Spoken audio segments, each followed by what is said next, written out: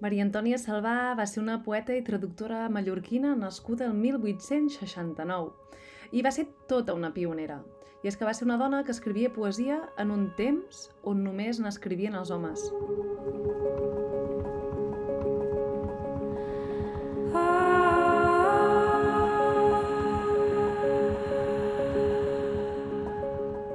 Ella va formar part del que es coneix com a Escola Mallorquina i se la va considerar el més alt referent, el paradigma de l'Escola Mallorquina. Ella va estar vinculada a la Renaixença mallorquina i és considerada la primera poeta catalana moderna. És per tots aquests motius i per tot el que us explicaré que Maria Antònia Salvà té un paper molt destacat en la literatura catalana. Ella va començar a escriure de ben jove. Ella amb 14 anys ja va començar a escriure i des de llavors sempre, tota la seva vida, ha girat al voltant de l'escriptura. Des de ben jove ella escrivia poemes en català i des de llavors la seva escriptura ja manifestava la condició de ser dona en un món masculinitzat. Ella veia que la societat l'abocava a tenir un rol passiu, però ella volia fer una carrera com a escriptora. I oposant-se a l'aire del seu temps va treballar tota la seva vida per cercar la pròpia llibertat, per cercar la seva veu.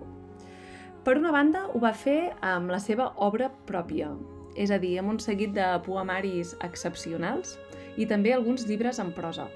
De tots ells m'agradaria recalcar i destacar el poemari El retorn, publicat el 1934, que és una delícia per tota la força que té i per tots els sentits que hi amaga. Per altra banda, també és molt important i se la coneix pel seu paper com a traductora. Ella va ser la traductora del poeta provençal Frederic Mistral, que és el poeta que va guanyar el Premi Nobel.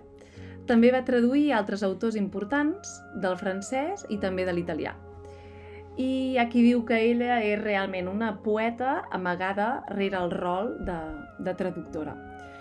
Sigui com sigui, Salvà va ser molt reconeguda per les generacions joves i és que ella els va incitar a escriure en català. Salvà, que no es va casar mai, va fer de model per tots, o si més no per molts escriptors joves que l'anaven a veure i li demanaven consell.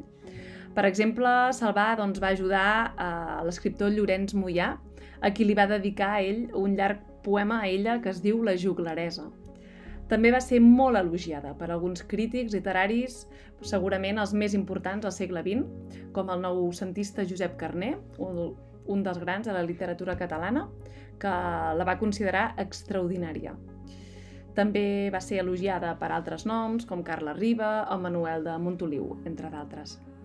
A casa nostra és important destacar que moltes escriptores també l'han reivindicat com una de les seves mares literàries. Trobem Maria Aurèlia Capmany, Marta Pessarrodona i també Maria Mercè Marçal. Us animo a que la conegueu i que la traiem entre tots d'aquest semioblit on sembla que estigui confinada. Per la importància que té en la història de la literatura catalana i també per la importància que té en la lluita per visibilitzar el paper de la dona escriptora. Per acabar, m'agradaria llegir un petit poema seu de 10 versos, es diu El cactus, i justament parla de tot això, però des d'un sentit simbòlic. Com rèptil monstruós, de pell clapada, d'entranya llafiscosa, era jucat, al seu racó bevent la solellada. De sobte, sa malícia desvetllada, enrevisclant-se va escardar el test. Enllà de l'hort, que se'n perdés el quest, dalt una paret seca fou llançat, i al cap de temps, damunt les pedres dures, furgant per les llibanyes i juntures, trobí el vell drac encara aferrissat.